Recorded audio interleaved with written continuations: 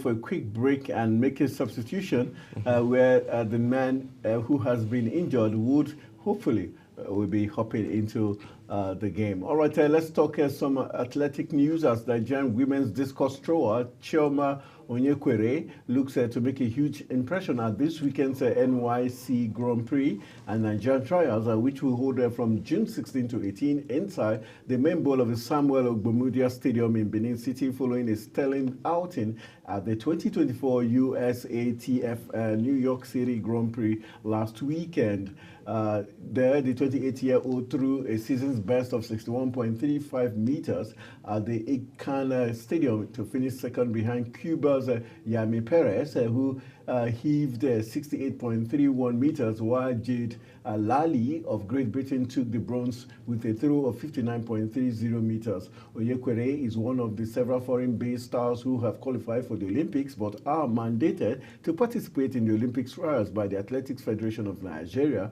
President Tonobok Okowa, who insists the event will determine who will represent the country at the Paris 2024 Olympic Games. Onyekwere, who set her national record for 64.96 last year and has competed at 3 World Championships, qualified for the 2020 Olympic Games in Tokyo but didn't participate, being one of the 10 Nigerian athletes disqualified for not undergoing the required pre-Olympic dope test.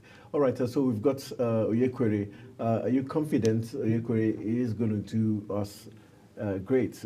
Already seeing that she threw a best of 61.35 meters in the event. You know, in the last, I think, qualifier, she threw around 58.9 thereabout, but now she has done some homework on her game and then she has improved now. So I'm rooting for her. I'm rooting for Onyekwere for her to be able to, you know, scale through and also represent Nigeria in the Olympics.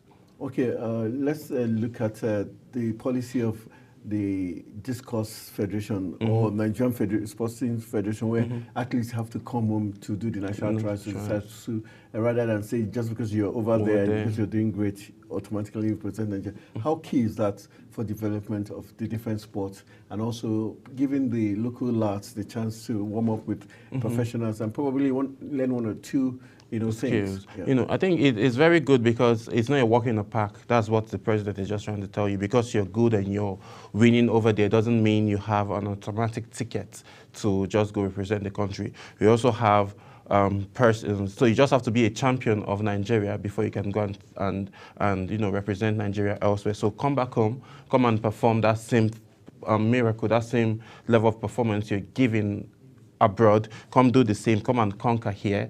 You know, and then when you do all of that, you can then go. And for the young lads coming up, the home base, I think it's also an avenue for them to also pick a thing or two from those that have been training abroad and as well upgrade their own game and probably compete higher. And then if they are lucky, if they get to win, then they go represent. But it's good that you have to come home first and then prove to us that, yes, despite what we read on the news and see on TV, you can be able to do that right before our eyes and then as well go there and represent us and then perform in the same light and in the same level that you were performing before you came back to, get your final blessings to go represent the country. All right, before we go for that quick break, just to get your take on the Super Eagles and Finidi George. Should he be sacked? I blame NFF. You know why I blame NFF? Yes, we were clamoring for a home Nigerian coach. You were clamoring. We were all clamoring. Just maybe you were not part of those clamoring, but we were all clamoring because right now I can't even have a good because you run from Manchester United to Real Madrid, then you came back to Man City, then you went to Arsenal. So I don't know. There's what they call people like that on the streets, but we are not on the streets, so I won't say that. So looking at, I'm not feeling the judge. Why are you getting angry with me? I'm not feeling the judge. I'm not super. So looking at NFF now, I feel they made. I don't think they totally made the wrong move. I guess the way the home thing played out, Finidi George needed to have made a good decision in the sense that he played players that are not used to their natural role in the matches, which is one of the reasons why all of this happened. Onyedikana, it's a midfielder. He plays 8. He plays standing 4 and 8. That's his best position. But you substituted him for him to play from the right side, and then asked Kelechi. even if he scored, he's not comfortable playing there because they were just looking. I don't know if you watched the match, because at some point these guys were just looking confused. They don't know what to do. So he now started substituting attackers and putting defenders when you have lost already. You get. So at this point now, instead of you to substitute attackers and put more attackers, you are substituting attackers and defending. What are you defending? Your loss. You're defending your loss. So for the NFF now, they need to like hands off. And then if you've given someone a job, hands off, and then, let the person do the job. Did he say he was influenced? He was disturbed? He hasn't come out to say anything after the loss. Okay. He hasn't come out to say, even when after the draw, he said nothing. After the loss, he still said nothing. But I'm glad that the Minister of Sports have summoned the NFF, the technical committee, for all of them to come and give result at what happened. How would we just, get a draw and then lose? So all of this needs to be looked into, and I blame the NFF because I'm very certain that they have a thing or two to do with all of this madness going on in the Super Eagles. All right, there's someone who has been with the NFF, dining and eating with them, and he's going to be joining us after this break. We'll hold him responsible because he has grown fatter also. Good time for you. He will tell us what we don't know after this break. Stay with us.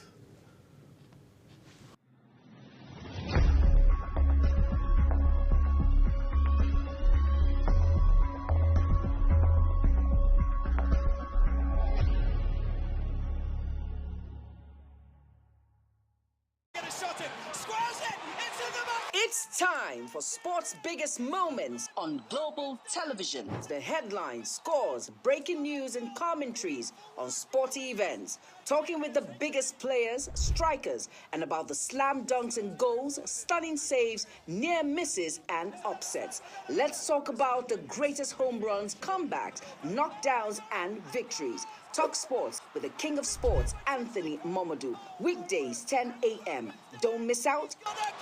Beautiful work from the wingers.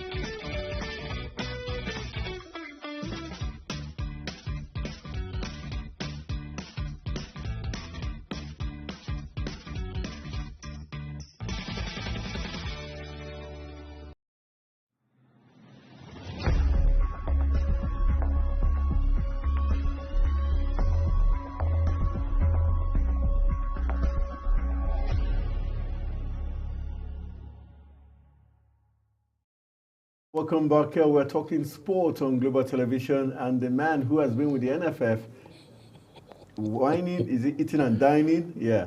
is right here in the studios, and we hope to get our own share of the largesse and goodies.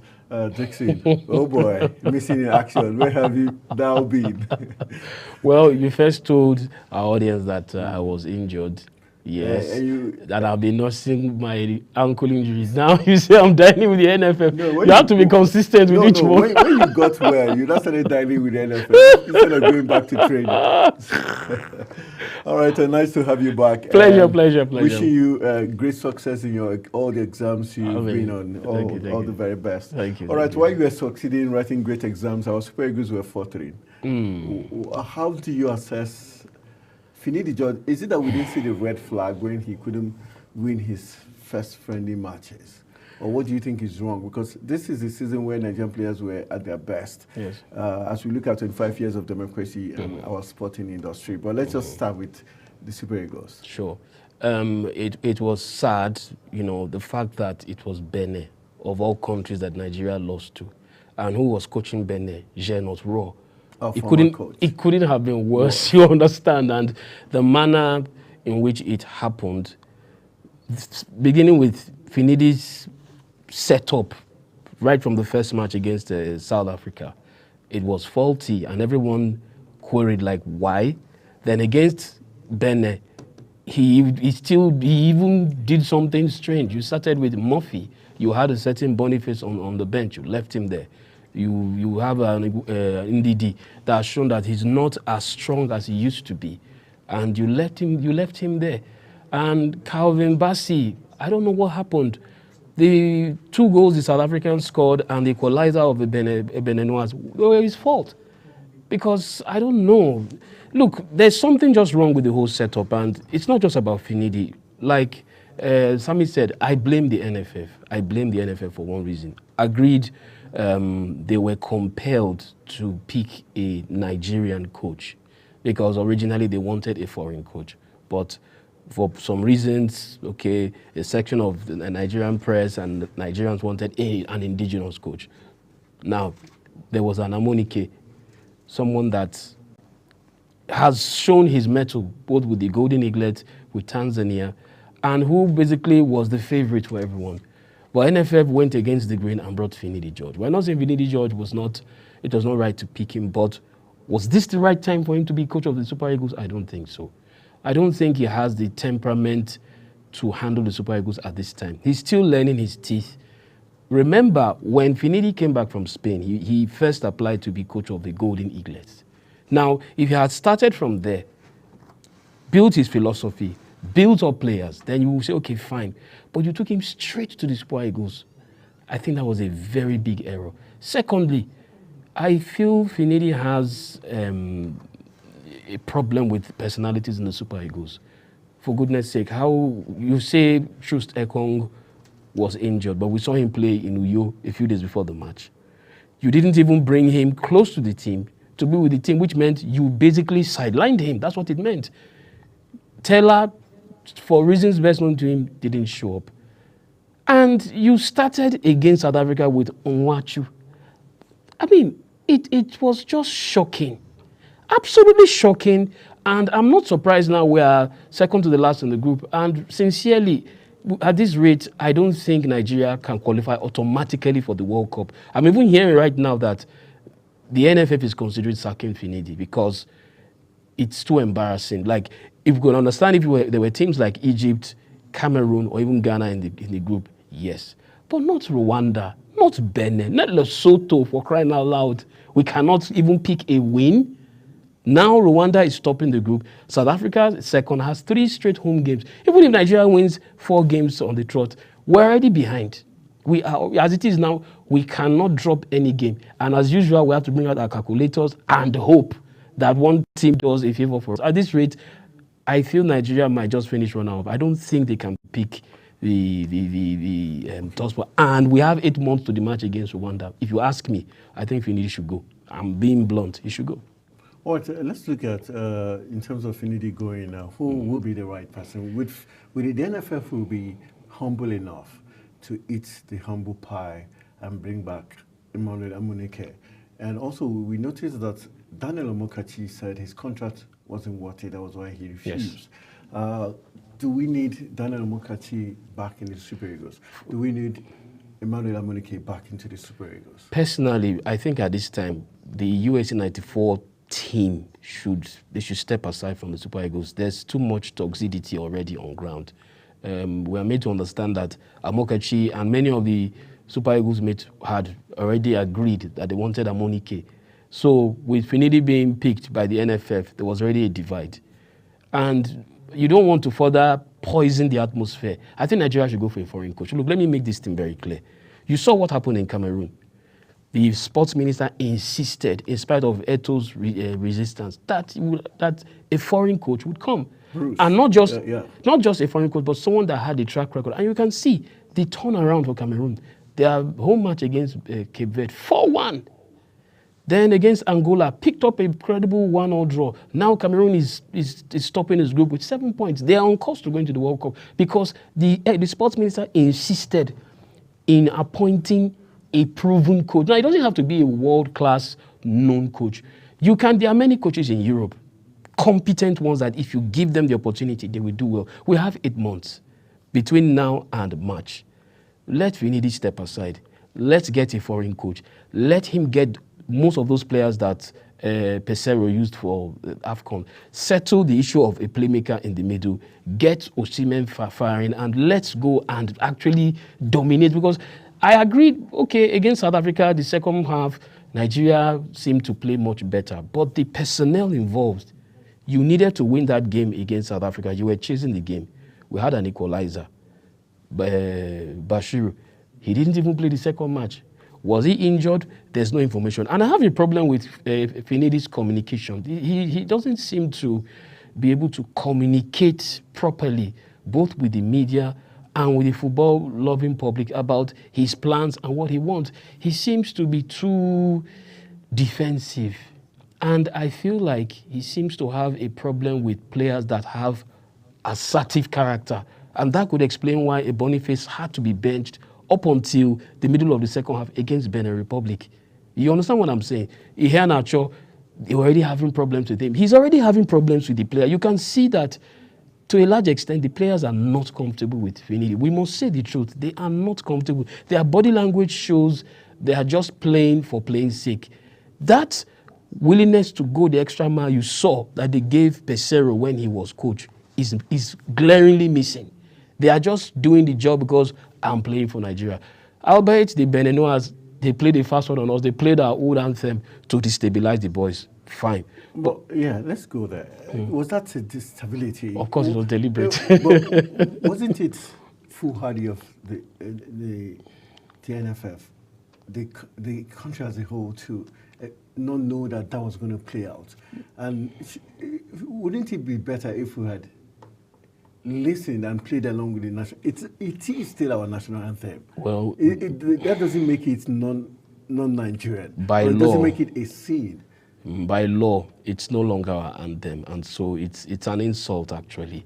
And I was made to understand that the Beninois officials were actually giving a tape or an MP3 recording, yeah. But they chose it was clearly deliberate. That was deliberate. That was likely to play, and these are antics used in sports. But I wouldn't have shouldn't we have been more professional to know that, okay, this was going to play out tactically? You wouldn't expect it. Normally in sports. But when it came out, should it be enough to destabilize professional players? Remember in Tunisia 2004, they did the same thing. When Nigeria was to play Tunisia in the semi-finals, the Tunisians deliberately played a completely wrong anthem. And Kano and all of them said, no, no, no.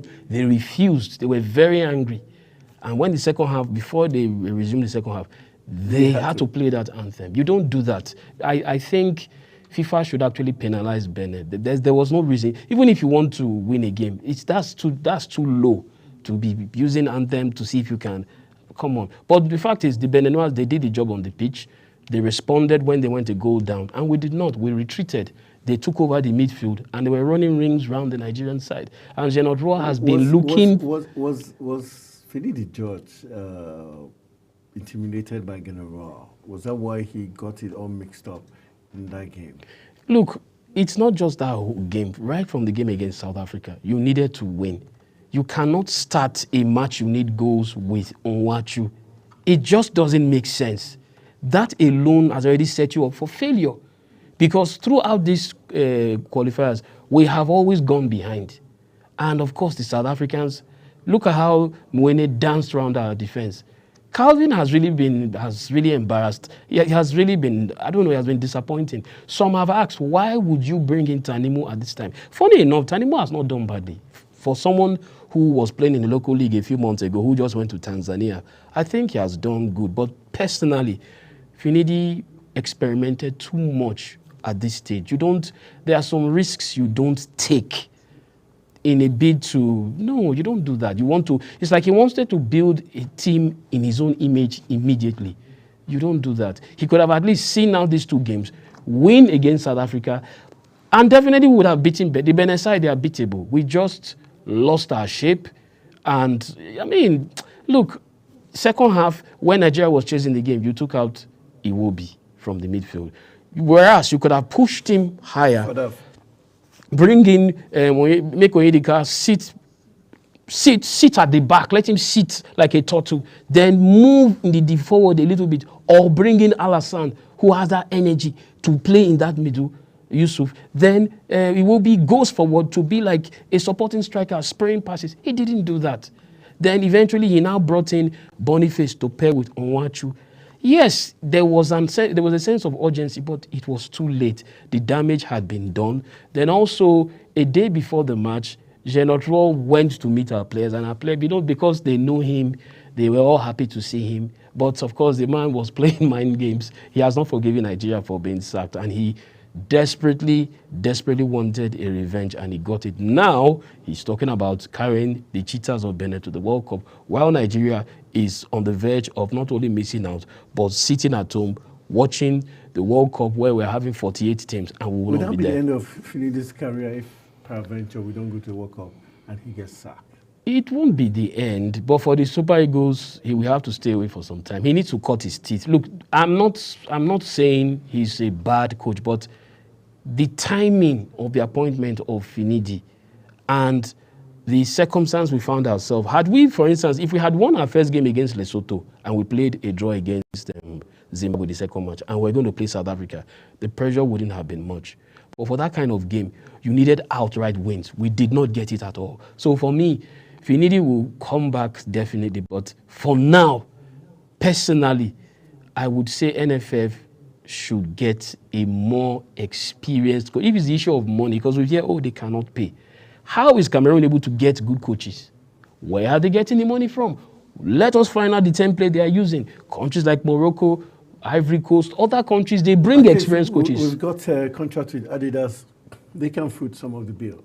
Exactly. Or you approach some top Nigerians, entrepreneurs, foot this thing, and they will do it for visibility of whatever service they are delivering. Look, the NFF, they need to get their acts together because, frankly speaking, it's not looking good. The Golden Eaglets, they are not going to the AFCON. The Flying Eagles, we don't know what's going to happen. Olympics, we've missed it 3 times back to back. 2 times back to back. I mean, our female football is declining. Whether I want to believe it or not, it is declining. South Africa and other countries are stealing a match on us. Something is wrong. Something is definitely wrong. So NFF, they need to get their act together, seriously. All right, let's leave Nigeria. Let's go to the foreign scene quickly.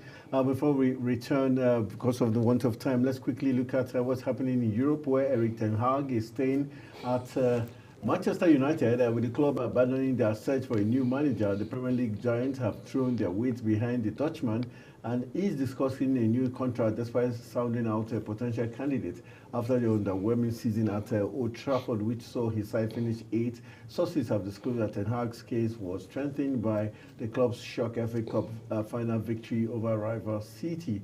Potential replacements including Mauricio Pochettino, Thomas Tuchel, and Thomas Frank were sounded out by United officials, but that has ended. Is this good news, bad news, or encouraging news? I don't know. Beautiful news for all of us Liverpool, Arsenal, Chelsea fans. We've been praying for Ten Hag to remain. He has been doing the Lord's work. And it's true, yes, barring that flash in the pan FA Cup win, we want him to remain there, because how do we have banter next season? But we need it. Is there guarantee? Some have said the injury woes on United did play a very huge role in that dismal outing.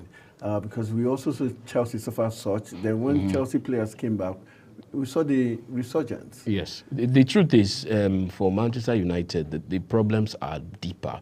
It's institutional. And I think that's what Radcliffe and his minions have come to see, that it's not about the coach. Because you saw that almost all the coaches, none of them wanted to go to Manchester United. There's something fundamentally wrong. So it's something they need to fix. In fairness, Ten Hag is a good coach. Let's be very honest. He's a good coach. Has proven himself with Ajax. I think what just happened is the injuries you talked about, the in-house culture of Manchester United that needs to be cleaned out. Then also he had issues with some players, people like Sancho and other players, what have you.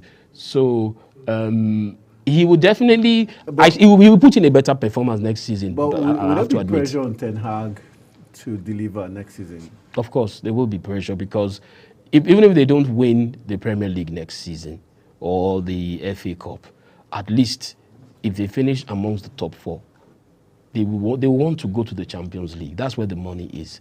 And that's where the football fraternity of Europe, they stay. So Manchester United is one of the richest clubs in the world, even though they've not won zilch in terms of Premier League for over 10 years, but they're still a powerhouse, whether you like it or not. So definitely they will come good. I guess he will just have to ship out some players. He will have to sort out the back line. Maguire, I understand they want Evans to have another contract. I don't think that's a very good idea, but they need to sort that out. Then the striker, Rashford has been in and out. Martial, of course, is going. Camacho is young and he's still getting his foot down. The Swedish guy, Holford, is also there. So definitely for Manchester United, next season will be better. As a Liverpool fan, I shouldn't say it, but I know definitely they will put into the foot. How's it going to be? Are you certain the new coach is going to get a hang of the whole system? It's going to be very dicey for Liverpool. I suspect that there will be a drop, because now the setup in Liverpool is different. You have a technical director, Edwards, that is basically like the CEO. Now what is going to happen is he and his staff, they are the ones going to get the players, and they will just present to Coach Slot and say, amongst these players, who do you want?